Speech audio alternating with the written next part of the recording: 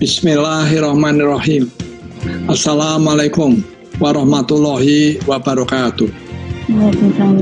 Selamat pagi dan salam sejahtera kepada kita semua. Pertama, kepada seluruh mahasiswa baru Universitas Dianuswantoro. Tentu yang pertama saya mengucapkan selamat datang dan selamat bergabung di Universitas Dianuswantoro. Selaku Rektor Universitas Dianuswantoro, saya Edi Nur Sasongko sangat berterima kasih atas kepercayaan kalian untuk bergabung bersama Universitas Dianuswantoro. Seperti tradisi sebelumnya, bahwa mahasiswa baru yang mendaftar di awal-awal perjalanan akan mendapat dua hal keuntungan, yaitu akan mendapat matrikulasi dan Hello Campus seperti halnya hari. Biasanya matrikulasi itu diadakan secara tatap muka di laboratorium komputer atau di dalam kelas.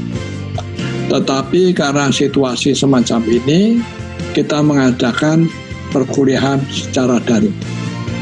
Salah satu manfaat matrikulasi dan Hello Campus ini yang bisa dirasakan oleh para mahasiswa adalah pertama, mereka akan mendapat materi selama 2 SKS penuh, sehingga ini sama dengan kayak kuliah, cuman kuliahnya ditarik ke depan, sehingga daripada kalian nunggu di rumah, kalian sudah mendapat materi kuliah. Yang kedua, keuntungan kedua adalah kalian bisa mendapat pengenalan kampus Universitas Dianuswantoro sejak awal. Bagaimana merasakan kuliah online, bagaimana segala sesuatu persiapan yang ada di Universitas Dianuswantoro bisa dirasakan sejak awal. Tentu ini sangat bermanfaat buat kalian ke depannya. Semoga Allah Subhanahu wa Ta'ala senantiasa melindungi dan merahmati niat baik kita, dan kalian bisa mendapat ilmu yang bermanfaat, lulus tepat waktu, dan begitu lulus, begitu diwisuda, bisa gampang mendapat pekerjaan. Selamat berjuang, selamat kerja. Assalamualaikum warahmatullahi wabarakatuh. Pada tahun 2019, Kementerian Ristek Dikti ketika itu menetapkan peringkat Udinus pada 51 nasional, PTN dan PTS. Kemudian yang kedua, 3 peneliti Udinus pada tahun ini, tahun 2020, berhasil masuk 50 besar. Ada yang peringkat 22, ada peringkat 47, dan satunya lagi peringkat 48. Tentu ini adalah prestasi yang membanggakan, di samping juga ada 8 prodi yang terakreditasi A.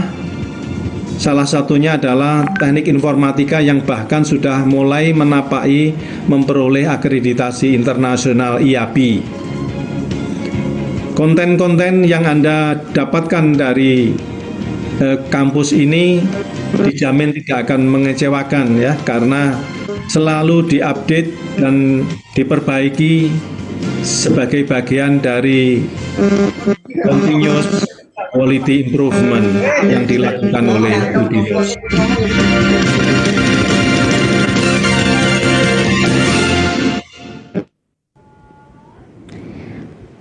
Assalamualaikum warahmatullahi wabarakatuh. Selamat pagi dan semangat pagi pemirsa TVku dan Dinusian. Jumpa lagi bersama saya Nadia Aufa, tentunya hanya di Hello Campus, Jempol dan Oke. Sebelum kita lanjutkan, saya ingin mengingatkan kepada Dinusian untuk mute audionya ya, karena kita udah mulai on air. Oke, gimana nih kabarnya pagi hari ini Dinusian? Semua baik, sehat ya? Dan tentunya semangat dong untuk menerima materi pagi hari ini, karena hari ini Halo Kampus nih akan membagikan informasi yang tentunya sangat penting nih buat Dinusian. Jadi siap-siap untuk mencatat, oke, siapkan kertas, siapkan pulpen seperti itu ya. Nah, hari ini kita akan membahas lebih dekat dan lebih dalam mengenai mengenai peraturan dan sistem informasi akademik di Udinus, mulai dari jenis pendidikan, program, kemudian bentuk pembelajaran sampai dengan kelulusan dan juga Siadin. Nah, siapa nih Siadin nih sebenarnya? Ya kan, udah pada kepo nih, siapa sebenarnya dia gitu. Nah, tentunya hari ini saya nggak sendiri di sini. Hari ini saya ditemani oleh dua pemateri kita yang hari ini ganteng-ganteng ya. Kemarin kan udah cantik-cantik nih. Nah, hari ini ganteng-ganteng dong. Nah, kita sapa dulu nih Dinusian. Yang pemateri pertama kita ada Dr. Pujiono SSI MKom. Selamat pagi Pak Puji. Selamat pagi Mbak Nadia ya. Selamat pagi para Dinusian semuanya ya. Tetap sehat ya. Sehat. Kabarnya Pak Puji hari ini juga sehat ya Pak ya? Alhamdulillah sehat Mbak. Alhamdulillah sehat. Kemudian pemateri kita yang kedua ada Fahri Firdausilah Eskom MCS. Selamat pagi Pak Fahri. Selamat pagi Mbak Nadia. Selamat pagi semuanya teman-teman. Oke, gimana Pak kabarnya pagi ini? Sehat juga dong tentunya? Alhamdulillah sehat. Ya belum sarapan 2 kali. Oh, kayak belum sarapan 2 kali ya. Oke, udah siap nih Pak Puji dan Pak Fahri untuk memberikan materi pagi hari ini kepada Dinusian di rumah ya tentunya. Iya, sudah siap. Dan Dinusian udah siap juga dong ya. Siap dengan kertas, pulpen mungkin ya kan, yang penting-penting harus dicatat karena hari ini Halo Kampus nih bakal bahas informasi yang penting banget buat Dinusian tahu tentang Udinus pastinya ya. Oke, sebelum kita lanjutkan, mari kita dengarkan terlebih dahulu lagu Indonesia Raya yang akan dibawakan oleh Gita Dianuswa.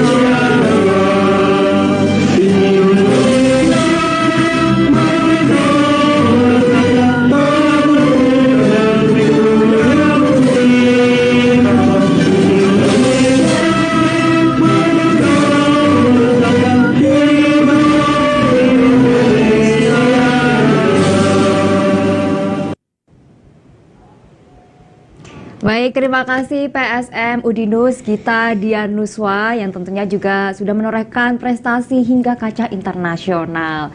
Oke, tadi kita udah dengarkan ya Pak ya, lagu Indonesia Raya yang dibawain oleh PSM Udinus yang tentunya sangat membanggakan seperti itu ya.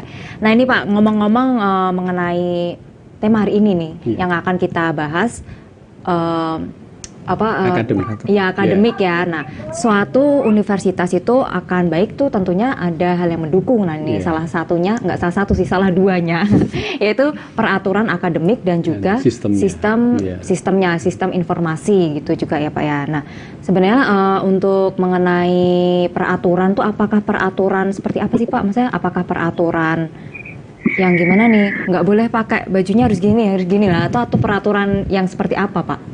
Ya, jadi peraturan itu kalau mengenal itu kaitannya dengan misalkan gini ya Mbak, kalau mau main sepak bola itu kan lebih baik kalau tahu aturan-aturan di sepak bola.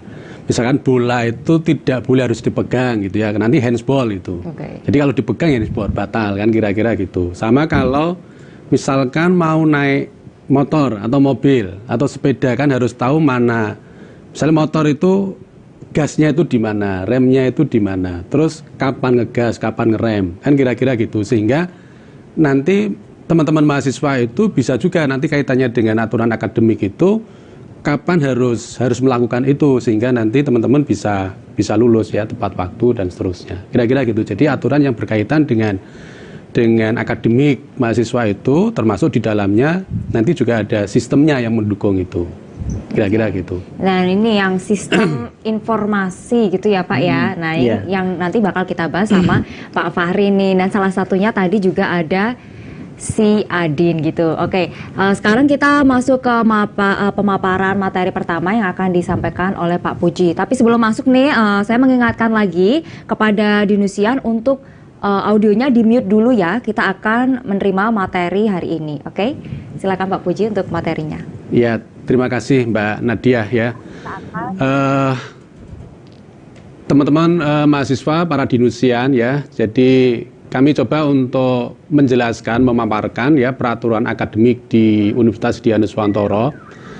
Jadi kalau dilihat dari slide-nya ya paparannya itu cukup banyak, 33 halaman, 33 slide ya. Tentu nanti kami tidak bisa juga kalau dengan durasi waktu yang cukup pendek ini untuk memaparkan semuanya.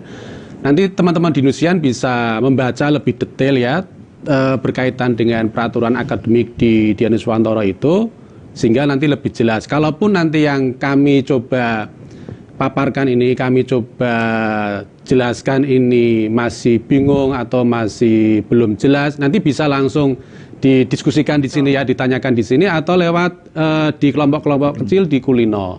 Nah itu saya kira nanti lebih bagus. Jadi kami coba tadi ya di awal kami sudah menyampaikan bahwa teman-teman ini sangat beruntung ya. Jadi sangat beruntung bisa mengikuti Hello Campus ini lebih awal ya, terutama di pengenalan peraturan akademik gitu. Jadi ini sangat penting ya untuk dikenalkan gitu sehingga teman-teman bisa lebih tahu dulu gitu. Kira-kira itu ada apa saja kaitannya dengan akademik itu, ada aturan apa saja yang harus dilakukan segera atau bisa ditunda atau tidak perlu ditunda gitu sehingga nanti ini sangat mendukung dalam proses pembelajaran. Nah, kami awali dengan di Dianuswantoro itu ada pendidikan akademik, ada pendidikan vokasi. Jadi kalau pendidikan akademik itu lebih pada penguasaan dan pengembangan iptek gitu ya. Jadi kalau di vokasi itu lebih pada keahlian, jadi keterampilan, skill kira-kira gitu. Next ya. Ini di slide-nya ya sudah ada gitu, bisa dibaca lebih detail, tapi saya coba poin-poinnya saja, poin-poinnya gitu. Nah, di pendidikan akademik itu ada programnya ya, jadi ada program sarjana, ada program magister ya, kemudian ada program doktoral. Nah, di Dianuswantoro ini kalau sampai saat ini itu masih punya satu program doktoral ya, yaitu doktor ilmu komputer. Kemudian ada 2 magister ya, magister manajemen sama magister informatik. Kemudian ada program sarjana ya, ada program studi di teknik informatika, ada bahasa Inggris, ada kesehatan dan seterusnya. Itu nanti teman-teman bisa lihat di program, nama program studinya itu kalau dulu namanya S1 ya. Jadi kalau sekarang aturan istilah di Dikti itu program sarjana gitu, sarjana kesehatan masyarakat, sarjana elektro dan seterusnya. Nah, kemudian di vokasi itu ada program diploma di Dianuswantoro ada program diploma 3 ya. Jadi ada teknik informatika, ada broadcasting, kemudian ada program diploma 4 atau istilah lain itu sarjana terapan. Jadi sarjana terapan itu ada perhotelan ya, ada animasi ya Mas Fahri, ada animasi, kemudian ada film dan televisi. Nah itu yang saat ini ada gitu. Nah sampai saat ini pun juga Udinus itu membuka program studi di luar kampus utama ya, di luar kampus Semarang ini membuka kampus di Kediri gitu. Jadi teman-teman nanti bisa juga ya di Kediri itu ada teknik informatika, ada sistem informasi, DKV dan manajemen.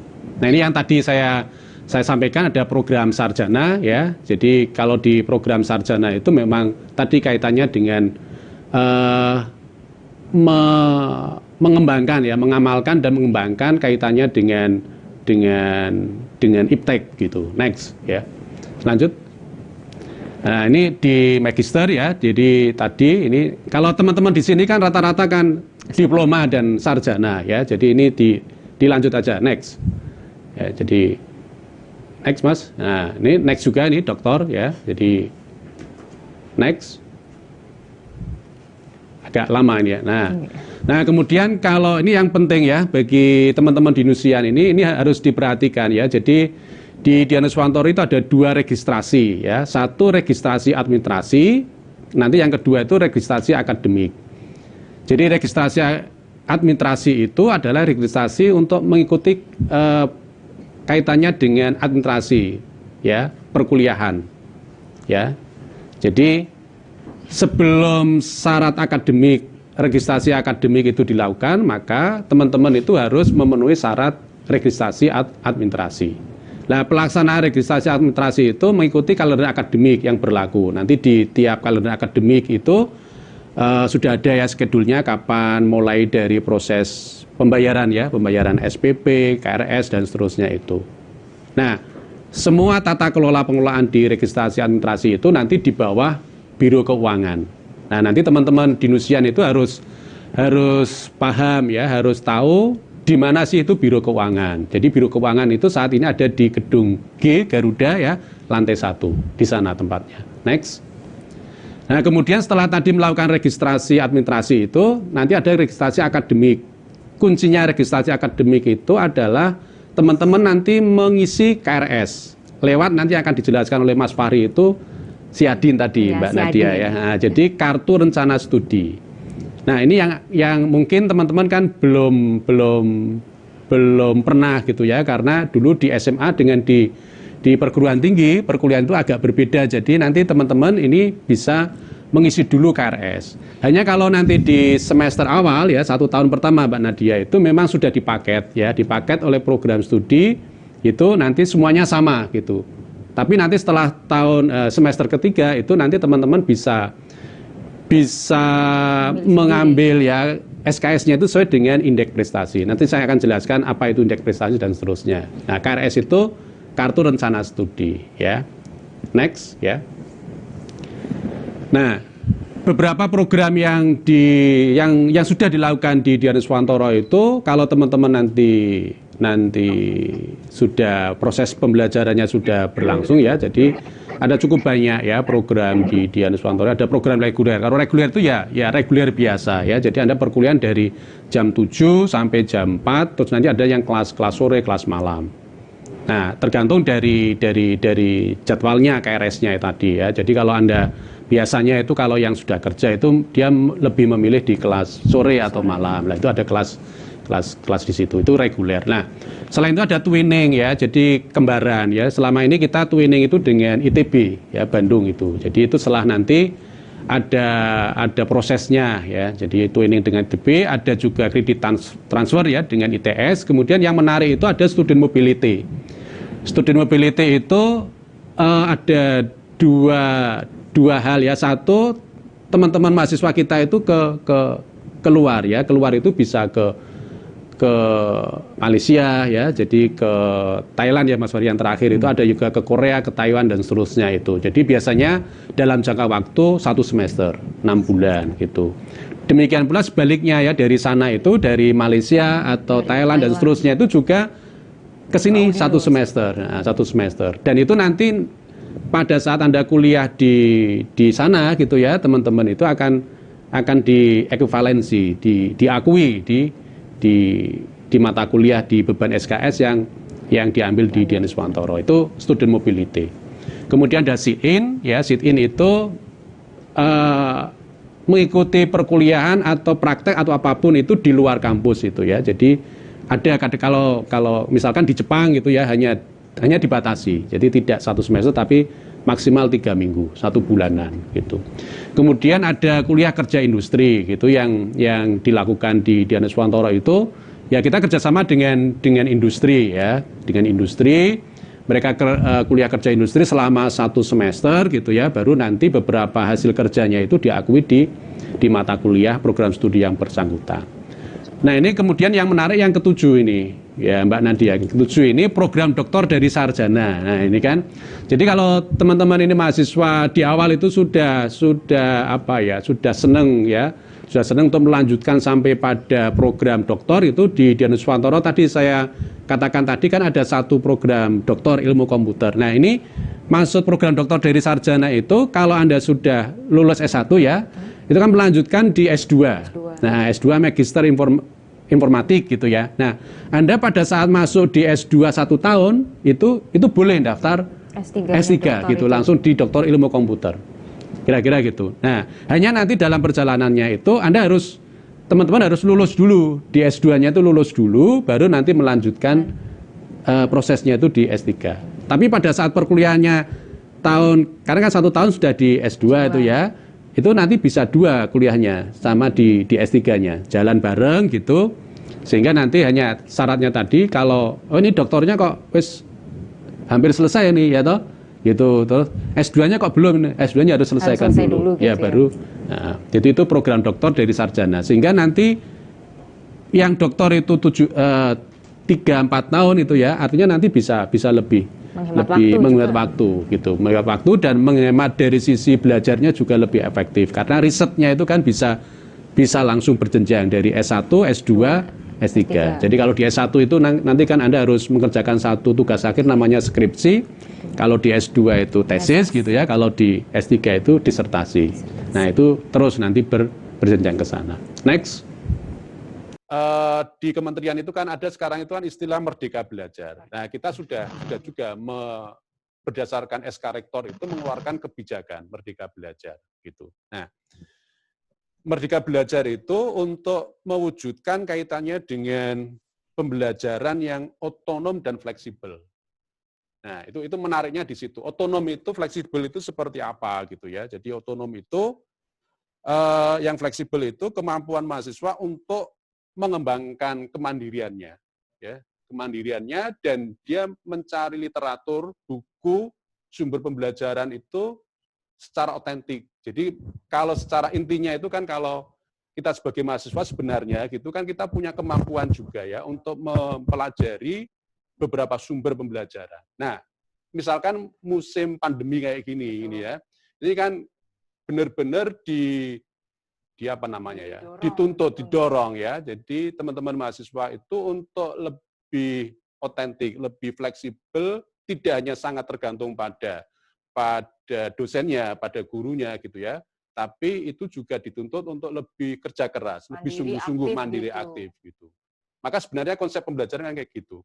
Jadi tidak mungkin dosen itu bisa memastikan dia mengajar 100% hanya paham, enggak juga. Mahasiswa pun juga sama, enggak bisa kemudian saya hanya mendengarkan gitu ya, terus paham enggak juga gitu. Jadi ini kadang-kadang kalau dulu ada cerita hukum Newton gitu ya Mbak. Jadi hukum Newton itu kan apa jenenge kuwi? Seolah-olah kan Newton itu baru duduk-duduk di bawah pohon apel terus dapat wangsit gitu ya, terus hukum Newton ketemu. Itu enggak sebenarnya. Jadi Newton itu memang dia terus-menerus itu menek gitu ya. Manjat turun, artinya teman-teman mahasiswa itu harus sungguh-sungguh, tenanan belajar itu. Gitu. Jadi belajar itu harus sungguh-sungguh, tenanan gitu, nanti dengan sendirinya itu dia akan paham sendiri. Gitu. Jadi kalau guyonannya kan terus, dia kan sudah berusaha maksimal, dosennya juga sudah berusaha maksimal, Dian Iswantoro juga sudah berusaha maksimal lewat beberapa strategi media pembelajaran gitu kan, terus Tuhan kan terharu gitu kan, terus tenanan gitu, sudah paham ke, akhirnya terus paham. Nah, kira guyonannya gitu. Jadi itu konsep pembelajaran yang murni menurut saya gitu. Dan ini kadang-kadang kan dinisbikan gitu kan, enggak tahu. Nah, maka ini sangat tergantung pada proses pembelajarannya. Jadi kalau di Dian Iswantoro tidak ada yang sebagai objek, semuanya sebagai subjek. dosen juga sebagai subjek, mahasiswa juga sebagai subjek. Itu yang kemudian masuk dalam pembelajaran orang dewasa. Jadi tidak ada yang objek. Jadi semuanya subjek. Namanya aja mahasiswa ya Pak, Maha ya Pak ya. Nah, apalagi itu ya, karena dosen kan belajar juga dari mahasiswa, mahasiswa belajar dari dosen. Kira-kira gitu. Itu yang Merdeka Belajar tadi salah satu untuk mewujudkan yang otonom dan fleksibel. Nah, tujuannya itu ya tentu untuk kompetensi lulusan itu. Jadi ini sangat penting ya, kompetensi lulusan itu untuk mencapai semua capaian pembelajaran di program studi. Sehingga nanti pada saat mahasiswa itu lulus itu link and match-nya dengan industri perusahaan itu akan cepat gitu. Harapannya seperti itu. Itu kaitannya dengan Merdeka Belajar di Dian Nuswantoro. Nah, di Dian Nuswantoro itu juga ada 4 prinsip pada saat Merdeka Belajar gitu ya. 1 itu kemampuan berhitung. Jadi itu yang mendasar. Jadi berhitung itu jangan teman-teman terus takut gitu ya, koyo matematika itu enggak juga. Berhitung itu sejak awal lahir itu pengenalan variabel itu sudah berhitung. Menganalisa kalau saya melakukan ini nanti dampaknya apa. Kalau saya tidak masuk kuliah nanti dampaknya apa. Kalau saya masuk kuliah cuma duduk-duduk toh, enggak mendengarkan itu dampaknya apa. Itu berhitung juga. Jadi kemampuan untuk mengambil satu perhitungan, satu analisa, satu kesimpulan. Saya kira teman-teman di Nusian itu sangat sudah paham dengan hal itu. Wong dia memilih ke Dinus itu kan salah satunya gitu. Dia berhitungnya kan sudah cukup matang. Nah, maka ini Dian Nuswantoro Anda beruntung di Dian Nuswantoro karena sesuai dengan pilihannya ya, sesuai dengan visinya. Nah, dan mudah-mudahan Anda memilih ini dengan tepat gitu ya. Nanti Anda pilihan di KRS pembelajaran juga tepat waktunya, terus lulus juga tepat untuk link and match dengan industri. Kalaupun berusaha ya artinya tepat bahwa ternyata kompetensinya di buka usaha gitu, berwirausaha. Itu kan sesuai juga. Jadi itu memang dulu Pak Rektor memang membuka visi itu tidak main-main itu. Kalau saya ngikuti itu tidak asal duduk tok gini terus visinya gini enggak. Pak Rektor itu memang ya banyak tirakatnya. Iya, pikir matang-matang gitu. Jadi ya banyak yang harus dilakukan sehingga muncul visi itu. Sehingga visi itu kan terus panjang perjalanannya gitu ya, harus diraih gitu. Nah, di Merdeka Belajar itu proses pembelajarannya itu ini next ya, tadi sudah ini ya kompetensi lulusan. Nah, prinsip juga sudah tadi ya. Next. Yang kedua, prinsip kedua itu penguasaan IT tadi ya. Yang prinsip tadi Mas ya. Yang tadi kan kemampuan berhitung. Yang kedua lagi IT. Nah, Dinus itu kan terkenal dengan IT-nya. Maka kemampuan IT itu sangat diperhatikan era sekarang ini, sangat ditekankan era sekarang ini. Semua kalau misalkan sekarang teman-teman Dinusian itu online seperti ini kan menggunakan perangkat IT. Jadi harus penguasaan IT itu sangat penting ya. Maka kalau di Dinus itu ada seluruh mahasiswa itu dapat mata kuliah namanya pengantar teknologi informasi. Jadi kalau rata-rata hampir di semua program studi itu beban SKS-nya 20-30% untuk IT-nya. Bahkan kalau terkait dengan IT bisa sampai 40-60% ya Mas Fahri gitu. Dan secara manajemen gitu di Dinus sudah semuanya pakai IT. Nanti Mas Fahri akan menjelaskan lebih banyak. Kemudian yang ketiga itu prinsip ketiga literasi informasi. Ini kan eranya literasi informasi. Jadi kemampuan teman-teman itu kan sering membaca lewat media apapun ya, online, offline atau apapun itu harus mampu ya melakukan analisis gitu ya. Dari data atau informasi itu yang dibaca baik secara offline ataupun online. Kemudian yang ketiga itu tadi ya, disiplin dan beretika. Nah, ini harus disiplin ya, kayak tentara itu kan disiplin kalau kuliah jam 7 ya jam 7 gitu. Ojo klesat-klesot gitu kan, kira-kira gitu. Disiplin dan punya etika juga, etika secara akademik, etika secara sosial, kemasyarakatan, dan itu yang sangat penting. Next ya. Oke ya. Nah, kemudian yang tadi kaitannya dengan proses pembelajaran ya, tadi yang sudah saya coba sampaikan ya, basis pada mahasiswa gitu ya. Itu artinya kan mahasiswa mengutamakan pembelajaran pada kreativitas kapasitas ya, pribadian ya, mengembangkan kemandirian dalam mencari dan menemukan pengetahuan tadi. Next, Mas.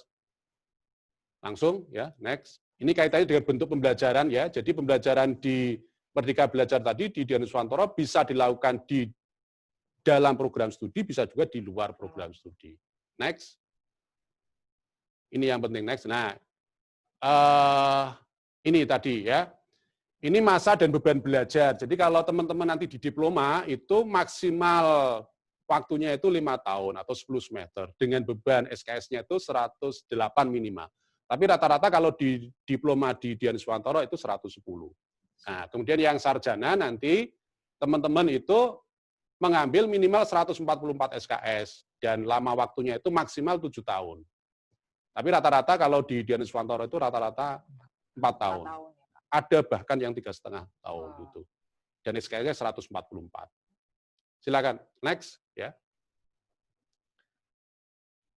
Nah, tadi ini yang kaitan dengan Merdeka Belajar tadi itu nanti ada waktu 1 semester. Jadi Merdeka Belajar itu bagi mahasiswa memang opsi pilihan ya. Jadi Dian Swantoro hanya bisa mewadahi gitu ya. Jadi nanti bisa diekuivalensi, dikonversi menjadi 1 atau 2 semester.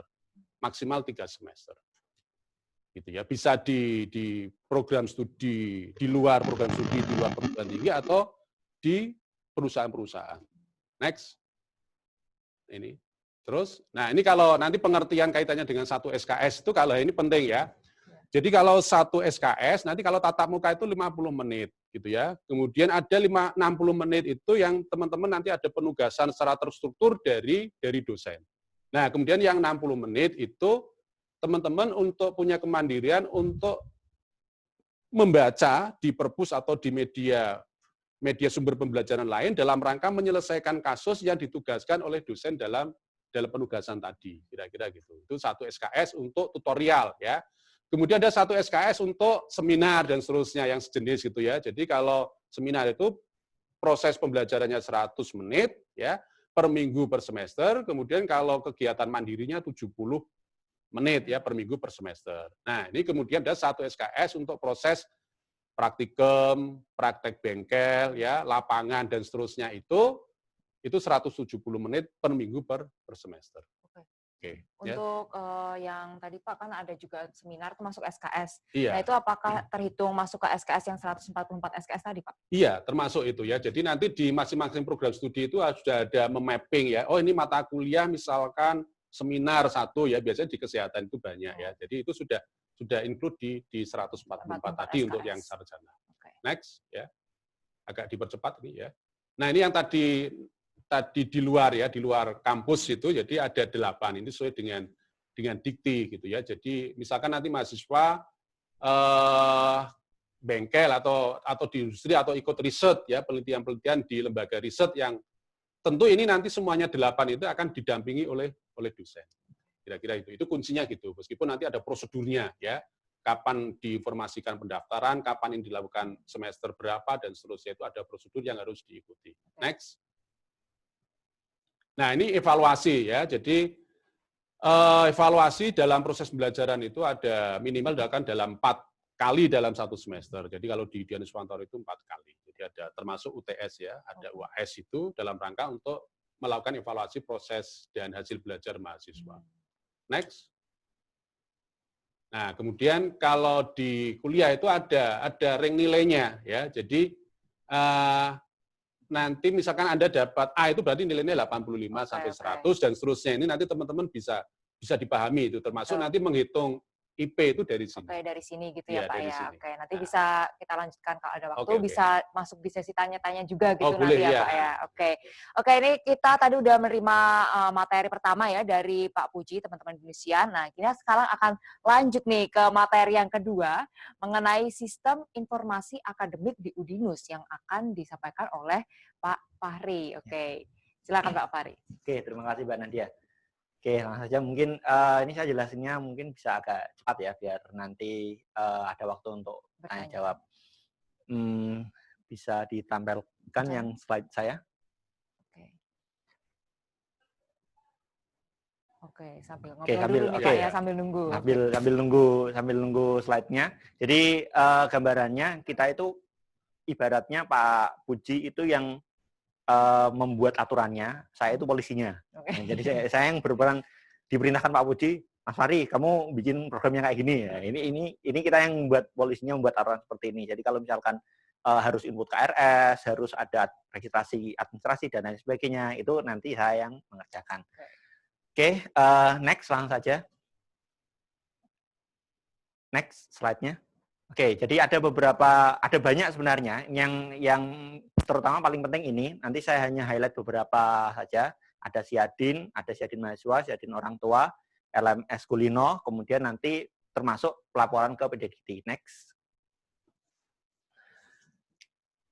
Nah, untuk mengakses Siadin ke mahasiswa bisa diakses di junus.ac.id/student. Nanti ada di situ ada login, NIM, password. Kalau misalkan nanti lupa passwordnya, bisa reset sendiri, reset passwordnya. Kemudian di sebelah kanan itu ada berita akademik, ada kalender akademik. Ini juga kadang-kadang perlu dicek ya, barangkali nanti, oh ada berita apa, itu bisa dicek di sini. Kemudian next.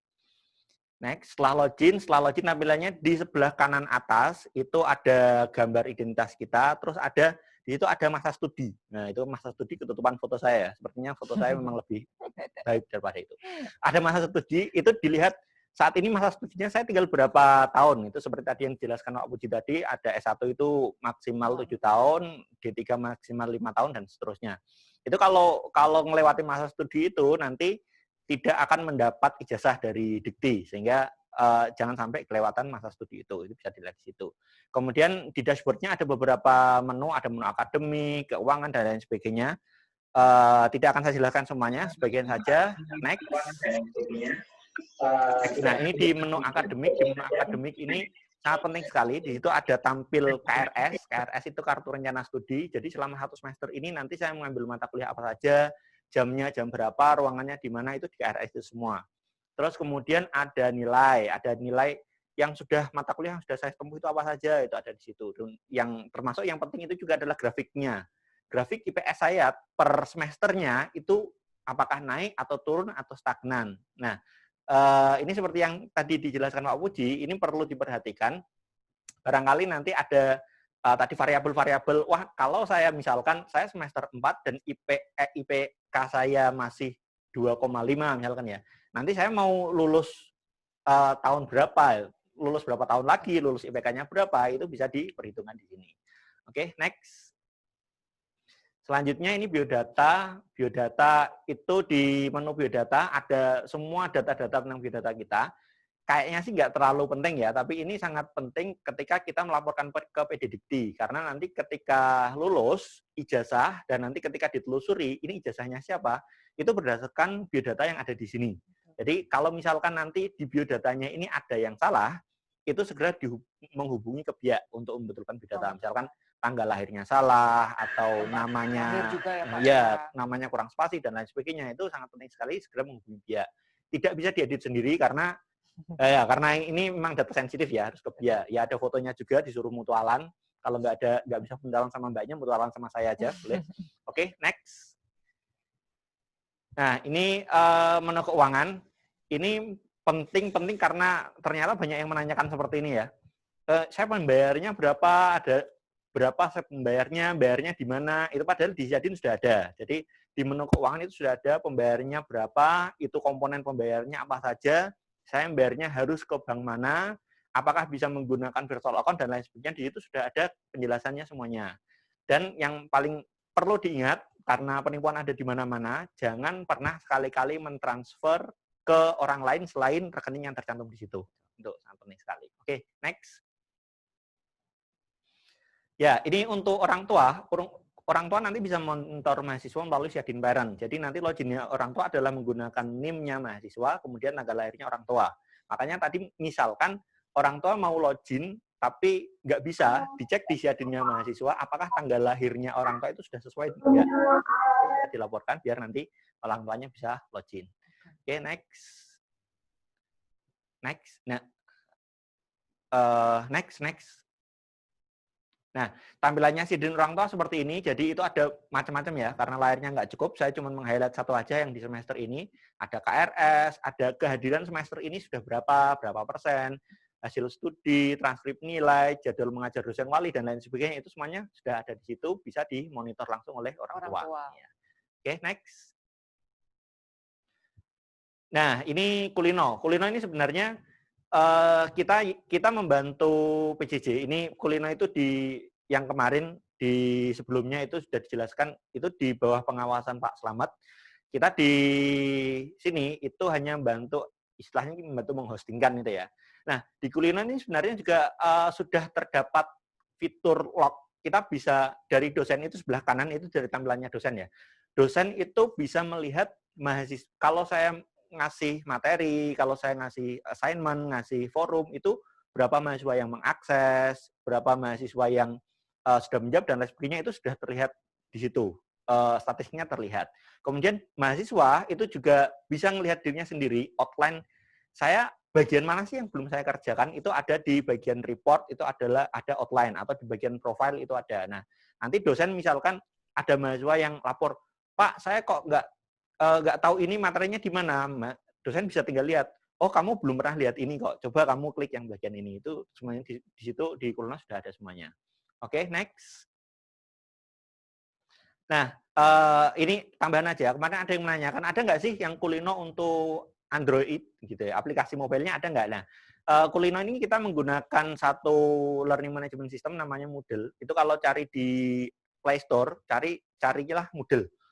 MOODLE. Itu di situ ada aplikasi Android, nanti di-download, diarahkan URL-nya ke kulino.dinus.ac.id, kemudian username dan password seperti biasa. Itu tampilannya bisa untuk aplikasi mobile, termasuk kalau misalkan parkir kuota kayak saya, itu bisa cari wifi terdekat, kemudian download semua, nanti bisa dilihat secara offline. Jadi sama aja ya Pak, jadi bisa diakses melalui phone ya, juga, by phone juga. Phone juga, itu bisa juga. Oke, next. Nah, kemudian semua aktivitas yang kita lakukan di Udinus itu secara berkala kita laporkan ke Pedikdikti. Ini wajib. Kita laporkan. Jadi kalau teman-teman bisa buka di pddikti.kemdikbud.go.id, itu alamat yang baru. Kalau dulu namanya Ristekdikti, nanti kalau ganti menterinya entah berubah lagi, nggak tahu, aja nggak berubah. Itu teman-teman bisa buka di situ, kemudian masukkan NIM tanpa titik. Kalau kita kan NIM-nya ada titik ya, misalkan C11 2020 titik 12345 itu. Nah, itu masukkannya tanpa titik, langsung C11 2020 12345 tanpa titik. Itu di situ datanya sudah ada semua. Kalau yang data mahasiswa baru ini belum ya, karena belum kita laporkan. Nanti di akhir semester nanti akan kita laporkan. Di situ biodatanya termasuk pengambilan mata kuliah per semester, semua mata kuliah yang sudah diambil itu ada di situ semua. Jadi nanti ketika lulus pun perusahaan itu melihat datanya mahasiswa, melihat ijazah, terus langsung melihat ke PDDikti itu lengkap semuanya, datanya semuanya ada. Oke, next. Ya, terima kasih. Cukup aja, pas 10 menit. Mas ya, singkat banget nih, tapi tentunya informasinya dapat ditangkap dong ya Dinusian ya. Nah ini bagi Dinusian yang mau tanya-tanya, ini kan mesti mungkin banyak banget nih yang kepo nanti, tadi juga ada yang belum jelas nih apa. Nah itu bisa ditanyakan Dinusian melalui komen di YouTube ataupun di Zoom gitu ya teman-teman Dinusian. Oke nih Pak, kita ngobrol-ngobrol dulu ya sambil menunggu pertanyaan dari Dinusian. Jadi tadi sebenarnya sebagai seorang mahasiswa tuh kita harus banget ya wajib untuk membaca dengan teliti karena informasi dari Udinus tadi juga sudah tercantum semuanya kan, apalagi di tadi sistem informasi akademik si Adin tadi ya. Ternyata si Adin tuh sistem informasi ya Pak ya, bukan seseorang gitu ya. Oke, mungkin bisa dilanjutkan sedikit tadi Pak Puji tadi masih membahas mengenai indeks prestasi ya. Ya, jadi itu, baik Mbak Nadia ya, tadi memang cukup banyak tadi materinya ya. Jadi yang berikutnya tadi kalau 1 tahun pertama kan paket gitu ya. Baru kemudian semester 3 itu sudah dasarnya itu indeks prestasi. Jadi indeks prestasi itu ukuran ya keberhasilan dari mahasiswa itu untuk menyelesaikan studi di semester itu. Gitu. Sehingga kalau nanti IP-nya itu misalkan 3,01 ya, berarti semester 4 ya, semester 3 itu bisa mengambil 24 gitu ya. Jadi di situ sudah ada ya, kalau IP saya sekian ngambil berapa SKS dan seterusnya, itu sudah diatur di sistemnya Mas Fahri tadi. Oke. Sudah ada. Oke. Sedikit informasi ini untuk Dinusian yang mau bertanya via Zoom bisa angkat tangan ya nanti ya. Oke. Oke, bisa dilanjutkan. Oke, ya, itu tadi indeks prestasi ya, itu pengukuran tiap semester mahasiswa yang bersangkutan. Kemudian mahasiswa dalam perjalanan boleh cuti studi, boleh ya. Jadi maksimal untuk mahasiswa diploma dan sarjana itu 4 semester ya, 4 semester. Dan boleh berturut-turut juga, tapi maksimal itu dua semester berturut-turut. Nah, tapi saran saya jangan cuti ya, ngeblong gitu karena ya, Pak ya. cuti itu nanti dihitung masa studi. Karena sarjana itu 7 tahun gitu, misalkan ada cuti 2 tahun gitu kan terhitung. Tetap di situ. terhitung ya, Pak, ya, walaupun Ya. cuti, Nah, makanya saya oke. sarankan itu jangan cuti Kalau usahakan. nggak Gitu. terpaksa Kalau ya, nggak Pak ya. terpaksa. Tapi kita punya apa ya namanya aturan itu boleh cuti sesuai dengan aturan dikti gitu ya. Kemudian satu lagi itu yang sangat penting itu bagi teman-teman mahasiswa itu kalau dulu di SMA itu ada wali kelas ya, kalau di sini itu ada namanya pembimbing akademik. Pembimbing akademik, Ya, PA ya, Pak ya. Ya, PA pembimbing akademik. Tiap mahasiswa masing-masing gitu, Pak. Iya, tiap mahasiswa. Jadi satu mahasiswa ya satu pembimbing akademik itu sampai dia itu lulus gitu. Nah, itu minta tolong nanti teman-teman mahasiswa bisa memanfaatkan itu. Terutama itu pertama itu ya kaitannya dengan pendampingan atau pembimbingan untuk RS ya. RS itu saya harus ngambil berapa, mata kuliah apa yang diambil, itu biasanya di situ. Baru kemudian prosesnya gitu ya. Di proses pembelajaran mungkin dalam perjalanan itu teman-teman mahasiswa mengalami problem tertentu, itu silakan aja nanti ke pembimbing akademik atau dulu istilahnya itu dosen wali. Nah, itu salah satunya itu. Jadi artinya wali ya, orang tua di kampus itu namanya dosen wali, kalau sekarang istilahnya pembimbing akademik. Kira-kira gitu ya. Nah, ada lagi informasi lagi Mbak Nadia ya. Alih program studi di internal Udinus gitu boleh. Jadi misalkan ada yang merasa saya salah jurusan gitu. Itu boleh. Banyak terjadi juga nggak Pak? Boleh, ya tidak banyak ya Mas Fahri, lihat datanya tidak banyak. Karena memang teman-teman itu kesininya sudah pilihan yang tepat tadi, gitu. Kira-kira gitu. Tapi kita tetap ada ya mewadai itu, dan itu hanya sekali dilakukan. Tidak boleh kemudian tahun ini pindah ke sana, tahun ini pindah ke sana, terus pindah-pindah terus kuliah itu. Tak ramuan. Kira-kira gitu. Itu satu kali untuk alih program studi ya. Oke. Gitu. Kemudian ada lagi di tiap semester itu ada evaluasi studi ya. Jadi teman-teman nanti harus disiapkan juga, usahakan gitu. Artinya jangan sampai itu tidak memenuhi evaluasi studi. Jadi kalau di sarjana itu misalkan nanti setelah 2 tahun itu dievaluasi. Ya dievaluasi berapa progresnya ya perkuliahannya ya diukur gitu. Oh ini kurang apa dan seterusnya itu biasanya nanti akan dilakukan oleh dosen wali bersama dengan program studi. Terus nanti pada semester tahun ketiga, semester ke-6. Baru nanti terakhir itu tahun ke-7. Baik Pak, baik ini sudah ada pertanyaan nih Pak dari salah satu Dinusian via YouTube. Ini ada pertanyaan nih Pak, tata cara login Siadin orang tua itu bagaimana? Nah ini bisa dijelaskan mungkin oleh Pak Fahri ya? Ya Pak Fahri. Silakan Pak Fahri. Oke, untuk Siadin orang tua itu bisa login tadi dari dinus.ac.id/parents di situ kemudian atau kalau enggak masuk di dinus.ac.id di atas ada orang tua, klik di situ nanti ada NIM mahasiswanya dan tanggal lahir orang tuanya. Di situ dimasukkan NIM mahasiswanya berapa lengkap, kemudian tanggal lahir orang tuanya, formatnya DDMM YYY, tanggal, bulan dan tahun. Itu dimasukkan, kemudian login masuk ke situ. Nanti begitu login nanti langsung keluar data lengkapnya mahasiswa dari semester awal sampai semester akhir itu semuanya keluar. Kalau saat ini kalau mahasiswa baru saat ini mungkin ya belum ada datanya apa-apa ya, paling ada data biodatanya ya. Kalau misalkan nggak bisa login, bisa dibantu teman-teman dicek di Siadinnya, benar nggak tanggal lahir orang tuanya itu sesuai nggak? Kalau nggak sesuai nanti dilaporkan ke dia untuk diganti. Jadi di Siadin mahasiswanya ya Pak ya? Di Siadin mahasiswa di bagian biodata. Nah itu kan ada tanggal lahir orang tua. Ya.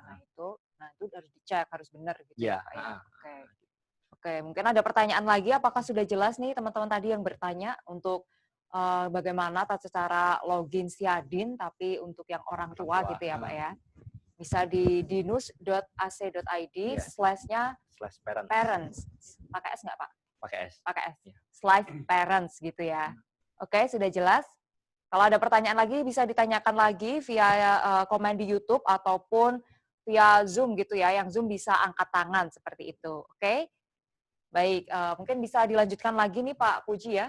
Ya, sambil menunggu pertanyaan nih Pak. Baik ya, Mbak Nadia. Terus satu hal lagi ya, jadi syarat kelulusan ya. Jadi kalau di program diploma itu syarat kelulusannya itu minimal SKS-nya itu 110 kalau di Dinus rata-rata gitu ya. Minimal itu. Terus IP-nya itu di atas 2. Harus di atas 2 ya, Ya, Pak? Ya? atau sama dengan 2 gitu. Tapi saya sarankan ya jangan 2 lah Jangan ya. 2 ya, 3 lah ya. Kalau Rata-rata bisa sekarang kumlot 4 iya, gitu ya. nah, gitu, kira-kira gitu ya. Itu kalau di diploma, kalau di 4 sarjana terapan sama sarjana itu minimal 144. IP 144 sama tadi ya, Pak. 3,0 dan tadi ya diploma 3 dengan sarjana itu minimal nilai D-nya itu maksimal 5%. Maksimal 5% Ya. dari total Beban SKS-nya SKS-nya. gitu. Jadi ya saya saran saya jangan sampai ada nilai D. Kalau ada D ya mungkin diulang tadi diulang, apa ada ya, boleh, remedi ya, terus ada ada remedi, apa ada tadi semester tadi? antara, Semester antara gitu. Gitu. Jadi kalau nanti itu sudah memenuhi semuanya, ya teman-teman itu nanti sudah lulus. Nah, lulus itu ada predikatnya ya. Jadi ada kumlot tadi ya dengan pujian, ada sangat baik, sangat memuaskan ya, dari memuaskan. Jadi kalau kumlot itu beban studinya kalau sarjana itu di bawah 4,5. Di bawah 4,5 dengan IP lebih dari 3,50. Itu di peraturan akademiknya nanti bisa dibaca lengkap. Itu kalau di sarjana ya. Jadi kalau Anda misalkan IP-nya itu 3,6 gitu ya, terus dalam 4 tahun itu masuk di kumlot. Masuk kumlot ya, Pak ya. Jadi tapi kalau lebih dari 4 tahun masih masuk kumlot nggak, Pak? Lebih dari 4 tahun. Nah tadi 4,5 tahun. 4,5 tahun. Oh ya. Kalau misalkan IP-nya 4,0 ya, 6 tahun ya enggak. Oh, jadi tetap nggak cuma dari IP-nya aja ya, nggak cuma dari indeks prestasi aja, tapi juga waktu kuliahnya. Oke. Gitu. Ya maksudnya kalau tadi IP-nya 4 gitu ya, terus 6 tahun gitu ya, karena dia ngulang-ulang terus tiap semester itu kan lama. ATG-nya sampai perfect gitu. Iya, 4,0 ya dia sangat memuaskan. Atau sampai 7 tahun ya IP-nya 4, ya sempurna kan, 7 tahun 4 gitu. Ya tetap sangat memuaskan. Memanfaatkan semuanya Pak, dimaksimalkan semua. Kira-kira gitu, jadi itu yang harus diperhatikan oleh teman-teman dari sekarang itu, biar nanti studinya itu kan sesuai dengan harapan orang tua ya, cepat lulus gitu, terus bisa mendapatkan pekerjaan, kira-kira gitu. Oke, ini Pak udah ada pertanyaan teman-teman dari Zoom ya Pak, ini dari Claudia Natasha. Kak, peraturan akademiknya tadi gimana? Peraturan yang seperti apa nih maksudnya? Tadi kan udah dijelasin ya, peraturan. Mungkin peraturan lebih ke peraturan perkuliahannya mungkin Pak, atau mungkin dari segi apanya ya Pak ya mungkin. Mungkin bisa lebih detailnya seperti apa nih peraturan? Kalau untuk peraturan secara luasnya mungkin bisa dijelaskan lagi nih Pak. Ya, ini kan tadi kaitannya dengan secara batasan-batasannya ya yang harus diikuti kaitannya dengan KRS tadi terutama ya teman-teman itu untuk bisa kuliah kan harus KRS gitu. Nah sebelum KRS kan harus administrasi tadi ya. Nah nanti proses di KRS dan seterusnya itu nanti lewat si Adin tadi dengan Mas Fahri. Kalau dia sudah sudah KRS nanti cetak KRS ya Mas Fahri ya. Nanti ada jadwal di situ perkuliahan. Ada jadwal jam berapa, mata kuliah apa, ruangannya di mana, nanti dosennya siapa. Lah itu sudah terjadi proses interaksi ya perkuliahan. Diikuti aja sampai 1 semester gitu kan. 1 semester itu nanti dalam minggu ke-8 itu ada evaluasi tengah semester. UTS namanya ya. Jadi kemudian di akhir semester ada ujian akhir semester. Itu untuk mengukur tingkat kemampuan pemahaman mata kuliah yang bersangkutan. Kemudian Pak ini untuk kalau mengambil SKS nih Pak, ada minimal atau maksimalnya nggak Pak? Ada, jadi minimal itu 18 SKS ya Mas Beri, 18 gitu, 18 itu berdasarkan IP, kalau IP-nya 2 gitu 18. Minimal 18. Kalau maksimalnya itu 24. Ya. Jadi tergantung dari indeks prestasi yang didapatkan semester sebelumnya. Gitu semester sebelumnya. Meskipun gitu teman-teman yang biasanya itu semester atas itu dia hanya bisa, karena sudah selesai semua ya tinggal skripsi gitu, misalkan dia ya cuma ngambil 6 SKS ya tidak masalah. Gitu. Tapi kalau itu belum selesai semua gitu, berdasar IP tadi tiap semester itu ya 18 gitu. Tapi kalau hanya tinggal 2 ya sudah 2 SKS gitu aja tidak masalah. Tapi maksimalnya tetap ada 24 SKS. Kemudian next nih Pak ada pertanyaan, gimana sih caranya mendapatkan beasiswa di UDINUS ini? Gimana Pak? Beasiswa itu cukup banyak ya di UDINUS ya. Jadi yang terkait dengan akademik ya tentu dengan prestasi akademik. Biasanya ngukurnya dari IP ya, rata-rata IP. Jadi misalkan ada IP-nya ya, ini IP-nya itu 3,0 terus gitu ya biasanya terus dapat. Gitu. Jadi rata-rata itu memang mengukurnya secara akademik itu dari IP. Dari IP. Meskipun Di luar. ada juga di luar akademik ya, misalkan dia menjuarai apa itu nanti tetap dapat Dari beasiswa. prestasi gitu ya, Pak, ya. Jadi prestasi akademik ataupun non akademik. Oke. Kemudian ini ada satu lagi nih Pak dari Gracia Amalia, fitur wirausaha di Siadin itu maksudnya apa? Bisa nih Pak mungkin. Pak Fitur Fahri. wirausaha, oke, fitur wirausaha di Siadin.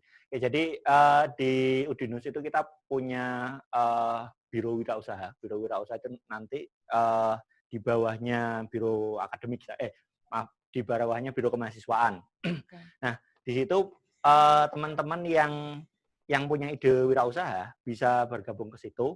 Nanti akan dibimbing bagaimana membesarkan usahanya. Gitu ya.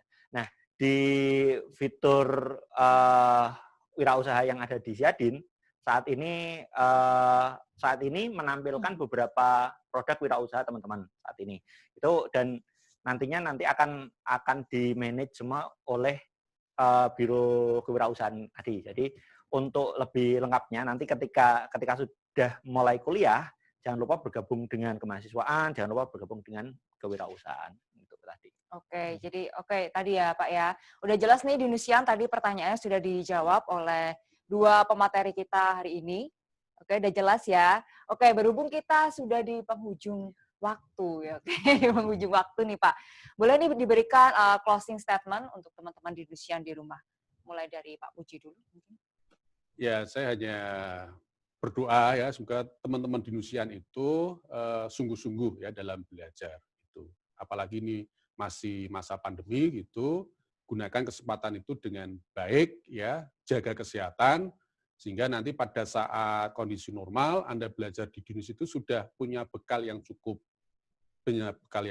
untuk terus belajar sehingga nanti tentunya lulus tepat waktu.